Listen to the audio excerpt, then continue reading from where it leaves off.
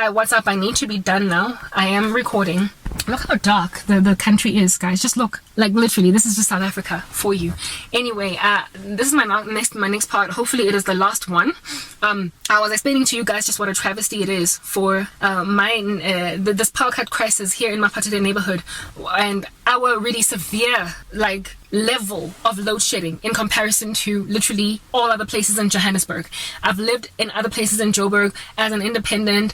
I used to live in Fourways, which is in Sandton, which is an affluent, what is this neighborhood in this Johannesburg of ours. It's not far from where my sister stays in Morningside, where politicians even live. All right. And when I was living in Fourways, power cut, schmal cut, what is that? I didn't know it. Literally, I experienced no issues with power cuts when I was in Fourways. When I was in Naturina, barely ever. Even though Naturina is currently largely black, it nonetheless had less power cut issues because they were historically white, and so their power plant, whatever, is still kind of strong. It was built well with good infrastructure, with good raw materials. Workmanship was good because it was historically white, and so the black people who live there are not having such a bad time. When I was living in Naturina, life was not so bad. When I was living in Fourways, life was not so bad.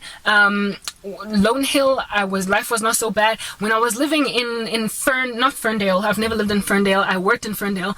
What I wanted to say was Olivedale, which is also a semi-wealthy neighborhood. Life was not so bad because they were catering to a genteel bunch of people, a gentrified bunch of people. They were serving a whole bunch of gentrified black people and I guess white folk and everybody else that's kind of bougie Lonnie. The middle class is being decimated, and everywhere where I have lived, where people are either upper middle class or basically just freaking flat out wealthy, they didn't have any issues with power cuts. But where I lived in less affluent middle class neighborhoods, they had issues with power cuts, like in Roodepoort, which is a middle income, it's just middle class, flat line middle class. There's nothing about it that is upper middle class. It's just middle class, that's it.